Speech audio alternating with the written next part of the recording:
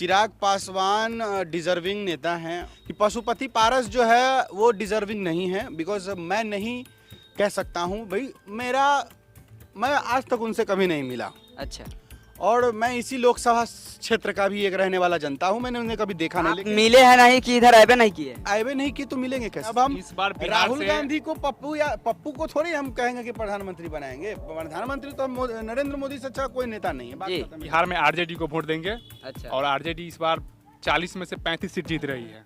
Big breaking news देने जा रहा हूँ दोस्तों। कहीं ना कहीं हमारे हाजीपुर के सांसद पशुपति पारस हैं, जो कि अब कभी भी नहीं बनेंगे।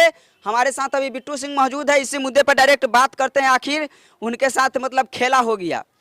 भैया कहीं ना कहीं हमारे मिस्टर राम कुमार, आपको स्वागत है। पहले जय श्री राम, हर हर महादेव। और पशुपति पारस जी के साथ तो बहुत बड़ा खेला हुआ है, लेकिन ये जी। खेला को हम बुरा नहीं कहेंगे। जी चिराग पासवान डिजर्विंग नेता हैं जी। और कहीं ना कहीं मैं भी चाहता हूँ, मैं भी इसी सांसदीय क्षेत्र से अच्छा, बिलोंग करता हूँ, तो मैं भी चाहता हूँ कि चिराग पासवान ही बने। जी। बिकॉज चिराग पासवान युवा है और कहीं ना कहीं चिराग पासवान जो है वो दिल के सच्चे इंसान है। तो जी। मैं बस इतना ही चाहता हूँ कि चिराग पासवान को जो सीट एनडीए ने दिया है, हाजीपुर लोकसभा सीट, बहुत सारे बहुमत से उनको उनकी जीत पक्की है यहाँ से। जी। कहीं ना कहीं पशुपति पारस जो बोलते थे कि हमारा भाई का देन है, मेरा भाई दे के चल गया है, जो कि भाई का हक पे मतलब भाई का अधिकार होता है, ये भी बोले थे। देखिए, भाई का अधिकार, बाप का अधिकार, ये सब हमको नहीं मालूम है, ठीक है? जी। और अगर वही बात भाई की, तो चिराग पासवान के बाप है रामविलास पासवान। अब बाप बेटा भाई बाजारा, इस जातिवाद का बात नहीं करेंगे, जी। परिवारवाद का बात नहीं करेंगे। जी। बात करेंगे इस पे कि पशुपति पारस जो है वो डिजर्विंग नहीं है। बिकॉज मैं नहीं कह सकता हूँ भाई, मैं आज तक उनसे कभी नहीं मिला। अच्छा, और मैं इसी लोकसभा क्षेत्र का भी एक रहने वाला जनता हूँ। मैंने उन्हें कभी देखा नहीं, आप लेकिन मिले हैं नहीं कि इधर आए नहीं किए? आए नहीं कि तो मिलेंगे कैसे? सीधी सी बात है। और चिराग पासवान को मैंने कितनी बार बिना वो कहीं से भी, अभी मतलब हमारे लोकसभा क्षेत्र से वो कुछ भी नहीं है, फिर भी मैं उनको कितनी बार देख चुका हूँ। बहुत जी। सारी जगहों पे मतलब वो आते हैं तो देखा हूँ। तो जाहिर सी बात है कि भाई जो मेरे बीच में आएगा मैं उन्हीं को चुनूंगा। बात इतना ही पे खत्म होता है। चलिए, मेरे साथ एक और बंदा है जो कि मुंदन यादव जी है। बताइए भैया, कहीं ना कहीं पशुपति पारस के साथ इतना बड़ा खेला हुआ है, जो कि बीजेपी डायरेक्ट बोल दिए, हटा दिए है उनको, डायरेक्ट टिकट दे दिए हैं चिराग पासवान को।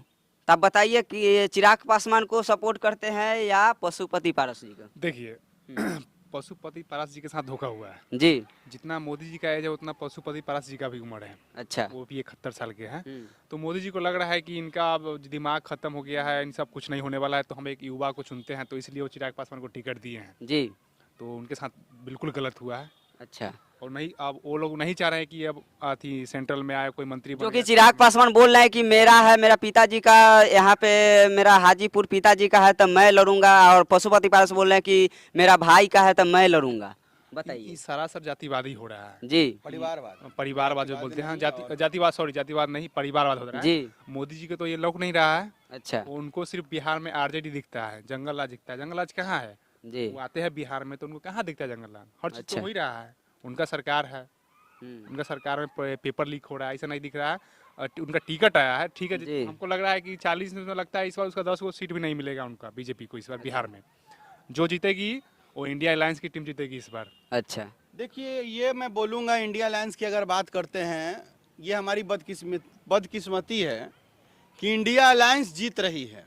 अच्छा। कहीं ना कहीं मेरी चाहत थी कि बीजेपी ही रहे सेंट्रल गवर्नमेंट, मोदी जी ही बने प्रधानमंत्री, लेकिन ये मुझे अब नहीं आशा दिख रहा है अभी। अच्छा। इसके पीछे कारण है पश्चिमी चंपारण की जो सीट है, जो संजय जायसवाल जी को दिया गया है, मनीष कश्यप को बीजेपी से टिकट नहीं मिला है, ये एक कारण है।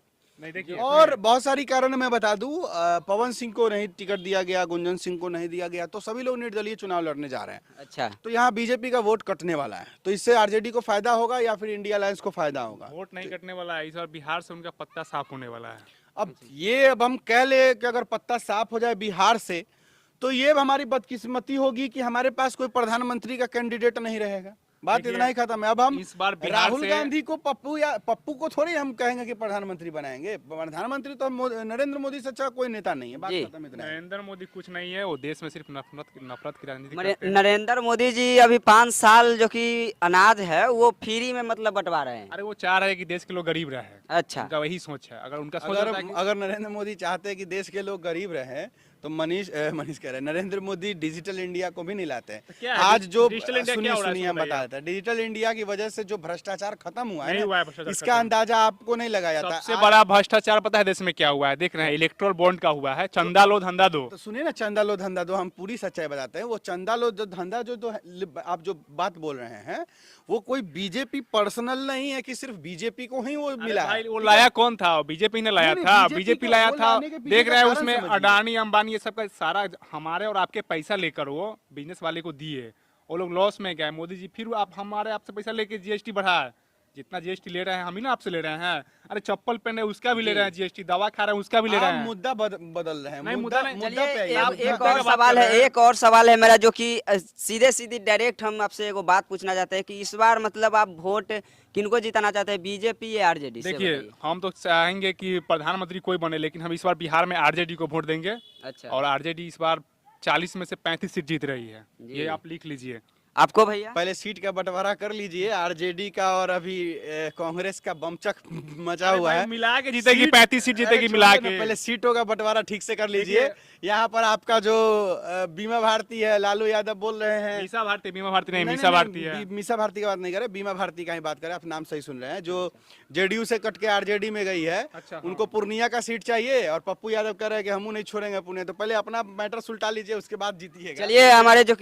चलिए हमारे बिट्टू सिंह भैया जो हम मुद्दा जो पूछे थे, इनका का नाम था कि हमारे जो कि चिराग पासवान है वो सही नेता है, और कुछ बोलना चाहते हैं? हाँ, जैसे कि देखिए, आप बोल रहे हैं चिराग पासवान, तो और हम पशुपति नहीं बोल रहे हैं, पारस- आप लोग से पूछ रहे हैं। हाँ, पशुपति पारस। तो चिराग पासवान, अब वो तो अपना वैशाली जिला हाजीपुर जानते हैं, कोना कोना जी। का उनको पता है कि कौन सा गांव किधर है। लेकिन पशु पारस जब से बने हैं तो हमको लगता है साल में 1-2 बार आते हैं हाजीपुर में। अच्छा, उनको पूछे जाके गांव में क्या हुआ नहीं हुआ, क्या कुछ चल रहा है नहीं, क्राइम क्या हो रहा है, उनको हर कोई चीज का पता नहीं है। चिराग पासवान कल भी आए हुए थे पासवान हाँ, तो वो तो आ रहे हैं, कंटिन्यू आ रहे हैं। उनको पता है कि हाजीपुर हमको क्या दिया है, हाजीपुर के हम लोग हमारे पिताजी क्या दिए हैं, पशुपति पारस जी क्या दिए, वो जब खाद्य मंत्री थे तो क्या दिए, कुछ नहीं दिए हैं। तो आपको भी कहना है कि चिराग भैया ही सही रहेंगे ना? चिराग पासवान ठीक रहेंगे वो। चलिए, हमारे दोनों भाई का मतलब विचार आप लोग सुन ही लिए थे। आप देख रहे हैं मिस्टर राम कुमार।